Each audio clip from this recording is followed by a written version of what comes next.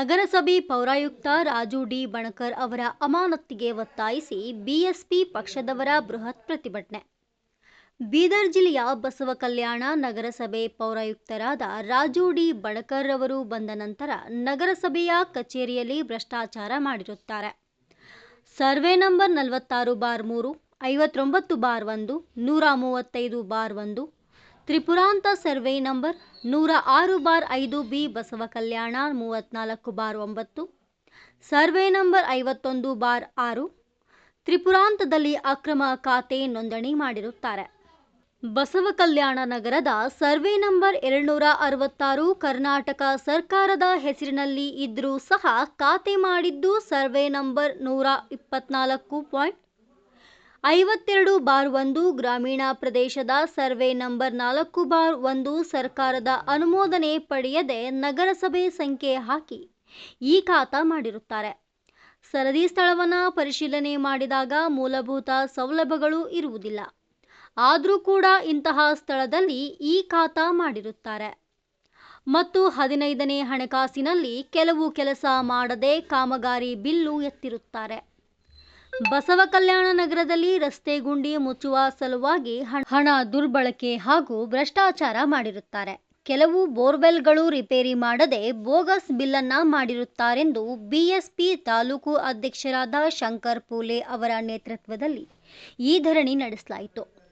ತದನಂತರ ಬಸವಕಲ್ಯಾಣ ತಹಶೀಲ್ದಾರರ ಮುಖಾಂತರ ಜಿಲ್ಲಾಧಿಕಾರಿಗಳಿಗೆ ಮನವಿ ಪತ್ರ ಸಲ್ಲಿಸಲಾಯಿತು. ಈ ಸಂದರ್ಭದಲ್ಲಿ ಶಂಕರ್ ಪೂಲೆ, ಬಿಎಸ್ಪಿ ತಾಲೂಕು ಅಧ್ಯಕ್ಷರು ಅಶೋಕ್ ಮಂಟಾಳಕರ್ ರಾಜ್ಯ ಕಾರ್ಯದರ್ಶಿಗಳು, ಜ್ಞಾನೇಶ್ವರ್ ಸಿಂಗಾರೆ ರಾಜ್ಯ ಕಾರ್ಯದರ್ಶಿಗಳು, ಕಪಿಲ್ ಗೋಡ್ಬೋಲೆ ಜಿಲ್ಲಾಧ್ಯಕ್ಷರು, ಸಚಿನ್ ಗಿರಿ ಜಿಲ್ಲಾ ಉಪಾಧ್ಯಕ್ಷರು, ರಮೇಶ್ ರಾಠೋಡ್ ತಾಲೂಕು ಉಪಾಧ್ಯಕ್ಷರು, ಸಚಿನ್ ಕಾಂಬಳೆ ತಾಲೂಕು ಉಪಾಧ್ಯಕ್ಷರು, ಮಕ್ಬುಲ್ ಸಾಬ್ ತಾಲೂಕು ಸಂಯೋಜಕರು, ರವಿ ಉದಾತೆ ತಾಲೂಕು ಪ್ರಧಾನ ಕಾರ್ಯದರ್ಶಿಗಳು, ಮಹಾದೇವ್ ಗಾಯಕ್ವಾಡ್ ತಾಲೂಕು ಕಾರ್ಯದರ್ಶಿಗಳು, ಚಂದ್ರಶೀಲ ಗಾಯಕ್ವಾಡ್ ನಗರ ಘಟಕ ಅಧ್ಯಕ್ಷರು ಸೇರಿದಂತೆ ಪಕ್ಷದ ಕಾರ್ಯಕರ್ತರು ಭಾಗಿಯಾಗಿದ್ದರು. ವರದಿ ಶ್ರೀನಿವಾಸ್ ಬಿರಾದಾರ್.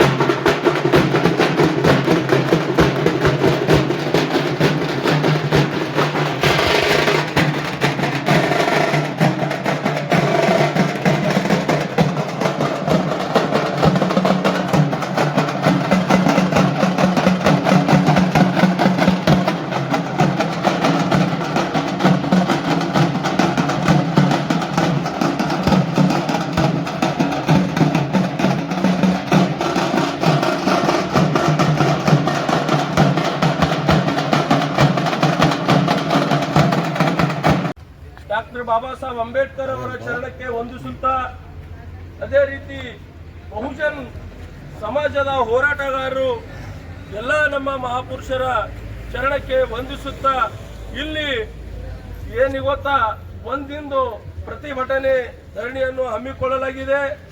ಬಸವಕಲ್ಯಾಣ ನಗರಸಭೆಯಲ್ಲಿ ಯಾಕೆ ನಾವು ಧರಣಿ ಮಾಡತ್ತೀವಿ ಅನ್ನೋದು ಫಸ್ಟ್ ಇದು ಎಲ್ಲರಿಗೂ ಗೊತ್ತಾಗಬೇಕು.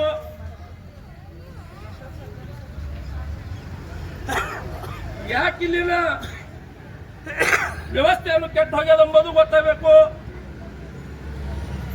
ಇಲ್ಲಿರುವ ಅಧಿಕಾರಿಗಳು ಏನವ್ರು ಮನ್ಮಾನಿ ಕೆಲಸ ಮಾಡ್ತಾ ಇದ್ದಾರ, ಇದು ಕಚೇರಿ ಅವ್ರದ್ದು ಅಥವಾ ಗೌರ್ಮೆಂಟ್ದು ಅನ್ನೋದು ಗೊತ್ತಾಗ್ತಾ ಇಲ್ಲ. ಸ್ವಂತ ಕಚೇರಿಯನ್ನು ಮಾಡ್ಕೊಂಡಿದ್ದಾರೆ. ಇಲ್ಲಿರುವ ಬಡವರ ಸಮಸ್ಯೆ ಕೇಳ್ತಾ ಇಲ್ಲ. ಯಾವಾಗ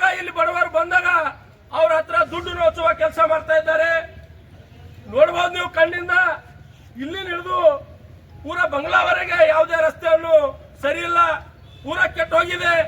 ಅದೇ ರಸ್ತೆಯಿಂದ MLA ಅವರು ಓಡಾಡ್ತಾರೆ, ಅದೇ ರಸ್ತೆಯಿಂದ ನಮ್ಮ ಸಂಸದ ಓಡಾಡ್ತಾರೆ, ಮಿನಿಸ್ಟರ್ ಓಡಾಡ್ತಾರೆ. ಆದ್ರೆ ಅವ್ರಿಗೆ ಯಾರಿಗೂ ಗಾರಿ ಕಾಣಿಸ್ತಾ ಇಲ್ಲ, ಅವು ಗುಂಡಿಗಳನ್ನು ಕಾಣಿಸ್ತಾ ಇಲ್ಲ, ರಸ್ತೆ ಹದಗೆಟ್ಟಿಂದು ಕಾಣಿಸ್ತಾ ಇಲ್ಲ. ಇಂಥ ಭ್ರಷ್ಟ ಅಧಿಕಾರಿಗಳಿಗೆ ಇಲ್ಲಿಂದ ಕೂಡಲೇ ಅಮಾನತು ಮಾಡಬೇಕಂತ ಹೇಳಿ ನಾನು ಆಗ್ರಹಿಸ್ತೇನೆ. ಏನಿದು CMC ಕಚೇರಿ ಇವ್ರದ್ದು ರಾಜು ಬಣಕಾರ್ ಅವ್ರದ್ದು ಸ್ವಂತ ಮನೆ ಅಂತ ಹೇಳಿ ತಿಳ್ಕೊಂಡಿದ್ದಾರೋ ಅಥವಾ ಗೌರ್ಮೆಂಟ್ ಕಚೇರಿ ಅಂತ ತಿಳ್ಕೊಂಡಿದ್ದಾರೋ ಅದು ಜನರಿಗೆ ಅರ್ಥ ಆಗ್ತಾ ಇಲ್ಲ. ಜನರ ಸಮಸ್ಯೆ ಬಂದಾಗ ಇಲ್ಲಿವರೆಗೆ ಯಾವುದೇ ರೀತಿಯಿಂದ ಸೀದಾ ಕೆಲಸ ಆಗ್ತಾ ಇಲ್ಲ. ಯಾಕೆ ಕೆಲಸ ಆಗ್ತಾ ಇಲ್ಲ ಅಂತ ಹೇಳಿ ಸರ್, ಇವತ್ತೇನು ತಾವು ಧರಣ ಪ್ರದರ್ಶನ ಮಾಡ್ತಾ ಇದ್ರಿ, ಉದ್ದೇಶ ಏನದ ಮತ್ತು ಈ ಧರಣ ಪ್ರದರ್ಶನ ಕೂಡ ಇದು ಕಮಿಷನರ್ ಸಾಹೇಬರು ಕೂಡ ಅನುಪಸ್ಥಿತಿ ಇದ್ದಾರೆ, ತಮ್ಮ ಮೆಸೇಜ್ ಏನು ಸರ್? ನಾನು ಮೊಟ್ಟ ಮೊದಲಿಗೆ ಈ ಪತ್ರಿಕಾ ಮಾಧ್ಯಮದವರಿಗೆ ಧನ್ಯವಾದ ಹೇಳುತ್ತಾ, ಅದೇ ರೀತಿ ನಮ್ಮನ್ನು ಏನು ಪೊಲೀಸ್ ಡಿಪಾರ್ಟ್ಮೆಂಟ್ ಕೂಡ ಒಳ್ಳೆ ರೀತಿಯಿಂದ ಸಹಕಾರ ಮಾಡ್ತಾರೆ, ಅವರಿಗೆ ಕೂಡ ಧನ್ಯವಾದಗಳನ್ನು ಹೇಳುತ್ತಾ, ಬಂದಿದ್ದ ಎಲ್ಲ ನಮ್ಮ ಕಾರ್ಯಕರ್ತರು ಹಾಗೂ ನಮ್ಮ ಹಿರಿಯರು ಹಾಗೂ ನಮ್ಮ ರಾಜ್ಯ ಕಾರ್ಯದರ್ಶಿಗಳು, ಜಿಲ್ಲಾ ಅಧ್ಯಕ್ಷರು ಎಲ್ಲರಿಗೂ ಕೂಡ ನಾನು ಸ್ವಾಗತ ಹೇಳಿ, ಇಲ್ಲಿ ಏನು ಧರಣಿ ಮಾಡ್ತಾ ಇದ್ದೀವಿ ಇವತ್ತು ನಗರಸಭೆ ಎದುರ, ಇದು ಭ್ರಷ್ಟಾಚಾರದಲ್ಲಿ ಮುಳುಗಿ ಹೋಗಿದ ಇದು ಆಗಿ ನಗರಸಭೆಯಾಗಿದೆ. ಭ್ರಷ್ಟಾಚಾರದಲ್ಲಿ ಏನಂತಂದ್ರೆ ಪೂರಾ ತೊಡಗಿ ಹೋಗಿದೆ. ಇಲ್ಲಿರುವ ನಗರಸಭೆಯಲ್ಲಿ ಪ್ರತಿಯೊಂದು ಕೆಲಸಕ್ಕೆ ದುಡ್ಡು ದೋಚುವ ಕೆಲಸ ಮಾಡ್ತಾ ಇದ್ದಾರೆ. ಪ್ರತಿಯೊಂದು ಜಾಗಗಳನ್ನು ಕಂಪ್ಲೇಂಟ್ ಕೊಟ್ಟಿರು, ಇಲ್ಲಿವರೆಗೆ ಯಾವ ರೀತಿಯೊಂದು ತೆರವುಗೊಳಿತಿಲ್ಲ. ನಗರಸಭೆಯಲ್ಲಿ ನಾವು 2024ರಲ್ಲಿ ಕೊಟ್ಟಿವಿ ಗಾರ್ಡನ್ ಓಪನ್ ಮಾಡಂತೇಳಿ, ಇಲ್ಲಿವರೆಗೆ ಯಾವುದೇ ರೀತಿಯಿಂದ ಕೆಲಸ ಮಾಡ್ತಾ ಇಲ್ಲ. ಅದು ಆಯಿತು. CA ಸೈಡ್ನಲ್ಲಿ ಕಂಪ್ಲೇಂಟ್ ಕೊಟ್ಟಿವಿ, ಅದು ಕೂಡ ಇನ್ನೂ ಇಲ್ಲಿ ತನಕ ಯಾವುದೇ ರೀತಿಯಿಂದ ತೆರವುಗೊಳ್ಳಿಲ್ಲ. ಅದೇ ರೀತಿ ಏನಪ್ಪ ಅಂತಂದರೆ ನಮ್ಮ ರಾಜ್ಯ ಕಾರ್ಯದರ್ಶಿಗಳು ಇದರ CA ಸೈಡ್ ಬಗ್ಗೆ ಕೇಳಕ್ಕೆ ಹೋಗಿದಾಗ ಹಾಗೂ 15 ಫೈನಾನ್ಸ್ ಹಣ ದುರುಪಯೋಗ ಮಾಡಿದ್ದು ಕೇಳಕ್ಕೆ ಹೋದಾಗ ಅವರ ಮೇಲೆ ಗುಂಡಾವರ್ತನೆ ಹಾಗೂ ಅವಾಚ್ಯ ಶಬ್ದದಿಂದ ವರ್ತನೆಗಳನ್ನು ಮಾಡಿದ್ದಕ್ಕೆ ಇವತ್ತು ನಾವು ಇದು ಎಲ್ಲ ರೀತಿಯಿಂದ ಖಂಡನೆ ಮಾಡಿ ನಾವು ಒಂದು ದಿನದ ಪ್ರತಿಭಟನೆಯನ್ನು ಹಮ್ಮಿಕೊಂಡಿದ್ದೇವೆ. ಇದು ಏನಂತಂದರೆ ನಮ್ಮ ಪೌರಾಯುಕ್ತ ಅಧಿಕಾರಿ ರಾಜು ಡಿ ಬಣಕಾರ್ ಅವರಿಗೆ ಅಮಾನತು ಮಾಡುವ ಬಗ್ಗೆ ನಾವು ಜಿಲ್ಲಾಧಿಕಾರಿಗಳಿಗೆ ಮನವಿ ಕೊಡ್ತಾ ಇದ್ದೇವೆ ತಹಶೀಲ್ದಾರ್ ಮುಖಾಂತರ. ಇದು ತಹಶೀಲ್ದಾರ್ ಅವರಿಗೆ ನಾನು ಒಂದು ರಿಕ್ವೆಸ್ಟ್ ಮಾಡ್ತೀನಿ, ಈ ಲೆಟರ್ ನೀವು ಇಲ್ಲೇ ಇಕ್ಕಬೇಡ್ರಿ, ದಯಮಾಡಿ ಗೊತ್ತಿನ ತಾರೀಕಿದಾಗ ಇದಕ್ಕೆ ಫಾರ್ವರ್ಡ್ ಮಾಡಬೇಕೆಂಬುದು ನಂದು ರಿಕ್ವೆಸ್ಟ್ ಇದೆ. ಯಾಕಂತಂದರೆ ಇಂಥ ಭ್ರಷ್ಟ ಅಧಿಕಾರಿಗಳ ವಿರುದ್ಧ ಕಂಪ್ಲೇಂಟ್ ಹೋದಾಗ ತಾವು ಕೂಡ ಒಳ್ಳೆ ರೀತಿಯಿಂದ ಸಹಕಾರ ಮಾಡಿದಾಗ ಮಾತ್ರ ಇಂಥ ಭ್ರಷ್ಟಾಚಾರ ತಡೆಯಲಿಕ್ಕಾಗ್ತದ, ಇಲ್ಲಾಂದ್ರೆ ಆಗಲ್ಲ ಅಂತೇಳಿ ನಾನು ಹೇಳಕ್ಕೆ ಇಷ್ಟಪಡ್ತೀನಿ. ಸರ್, ಒಂದು ವೇಳೆ ಅವರಿಗೆ ಅಮಾನತ್ ಆಗಿಲ್ಲ ಅಥವಾ ಟ್ರಾನ್ಸ್ಫರ್ ಆಗಿಲ್ಲ, ನಿಮ್ಮ ಬಹುಜನ್ ಸಮಾಜ ಪಕ್ಷ ವತಿಯಿಂದ ಮುಂದಿನ ದಾರಿ ಏನು ಸರ್? ಸರ್ ಹಿಂಗೇನು ಹೋರಾಟ ಮಾಡ್ತಾರೇನು ಸರ್ ಇಲ್ಲೇ? सर, जो आज प्रोटेस्ट रखा गया है कमिश्नर जी के खिलाफ, ये क्या वजह है, कैसे वास्ते रखे सर? आप क्या बोलना चाहिए आपका? जी सर, मेरा नाम कपिल गोडबोले है, मैं बहुजन समाज पार्टी का जिलाध्यक्ष हूँ। और जो आज जो धरना प्रदर्शन था बसव कल्याण के तालुका असेंबली कमेटी के तौर से, इसका मकसद ये है कि जो राजू डी बनकर जो कमिश्नर है जो CMC का बसव कल्याण, उनका जो हाल जो चलने का और बात करने का जो स्टाइल है ना, वो गुंडा एक्ट के तरह जैसे लगते हैं, एक्टर रहते हैं ना गुंडा, वैसा है।